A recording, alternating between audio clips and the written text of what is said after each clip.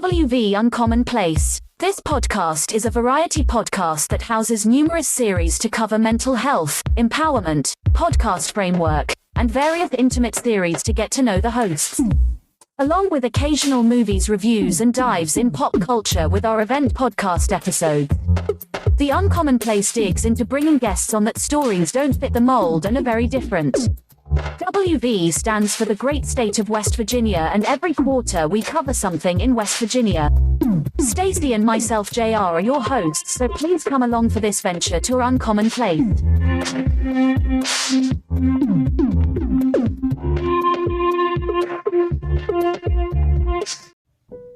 Welcome to West Virginia Uncommon Place. This is JR, and I'm here to bring an episode that I do every year.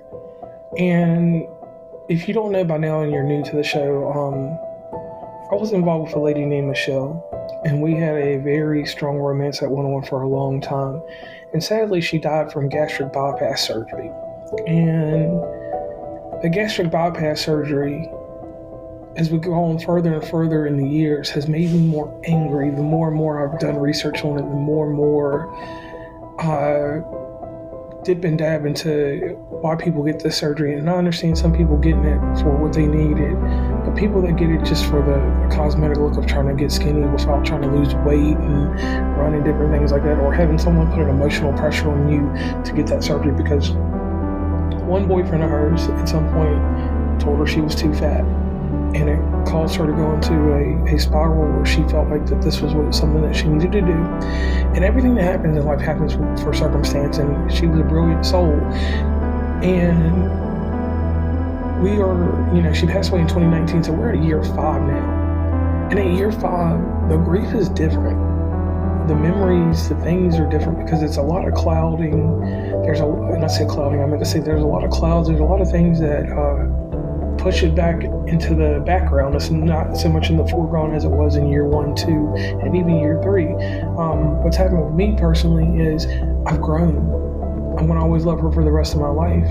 No taking away from her or anything that we had going on, photos and all that stuff, but I have moved on in life, and moving on in life doesn't mean that I'll forget her or anything about her, but moving on means the subtle little things that used to be things that were hindrances that stopped me from going in life, they're kind of gone for me. I am in a position where I feel comfortable with myself.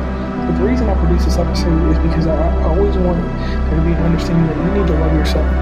If you love yourself before any of this craziness or perceptions that people decide that they want to put on you, it can be the difference in life and death. And in this matter, it was life and death because someone left such a heavy imprint on her.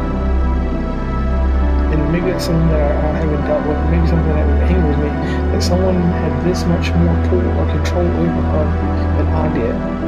Which you shouldn't have control over anybody. It should be a mutualistic thing. But in this instance, I think that as much as I get through to people, she was the only person that I could not get through to. Because I pleaded with her. I continuously tried to talk to her and tell her, hey, you don't have to do this. The exercises and stuff we're doing, you're cutting weight, you're doing what you need to do. But someone had put it in her head that she wasn't right. She wasn't perfect. She wasn't what the ideal person should look like, and that stuck with her. So on that note, I'm just going to say this, a brilliant soul once again, but that one little minor thing right there took her away from me. And the guy, I'm not mad at him. Was he a jerk off or a jackass? Hell yeah. If I ever seen him in the streets, would I knock him out? No, because the thing about it is at the end of the day, it was her choice.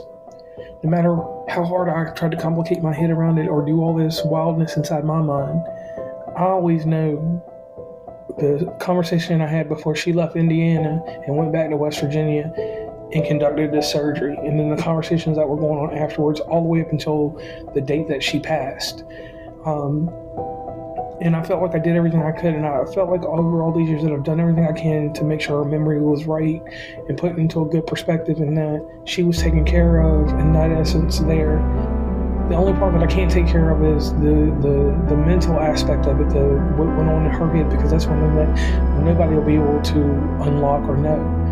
But just the factual information and the result of it, it kind of makes you just cold, kind of desensitizes you, kind of makes you just want to be like, hey, I don't want to ever deal with someone that has this kind of surgery. And I still deal with people that have had this surgery, and I talk to them, and I'm always gracious that people take the time to reach out to me about it, because I know some people that have had success. I've had a cousin that had success. I've had a good friend that's had success from them, but there's been a lot of negativity.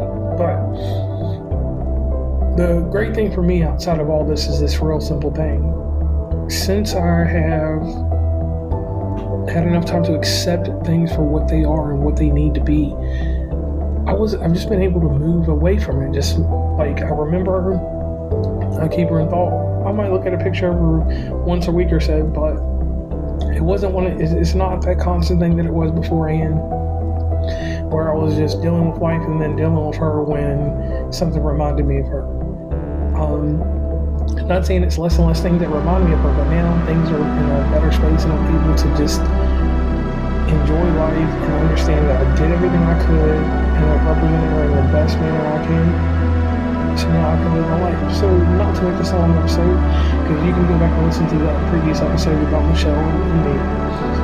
I just want to say thank you to everybody that's listening. I want to say thank you to Michelle, not for the subject matter, because I never want to thank you her for that, but thank you for being who you are, being part of my life when I needed you in my life, and when the Lord decided that we needed to be in each other's lives, and embrace the memories, the facts, the fiction, whatever people want to think about us, that's fine for them, but just you and I always will have this bond that nothing can break time, matter, or anything like that. So on that note, I'm JR from West Virginia in Commonplace, and this is Michelle with me. Please follow WV Uncommonplace on Instagram, Tumblr, Twitter, TikTok, where we have some great content, Facebook, LinkedIn. Hit up the merch store at onecommonplace.square.site. Join the email list from the website, and rate, subscribe, and give feedback from your favorite podcatcher. And lastly, thanks for listening, and tune into the next episode.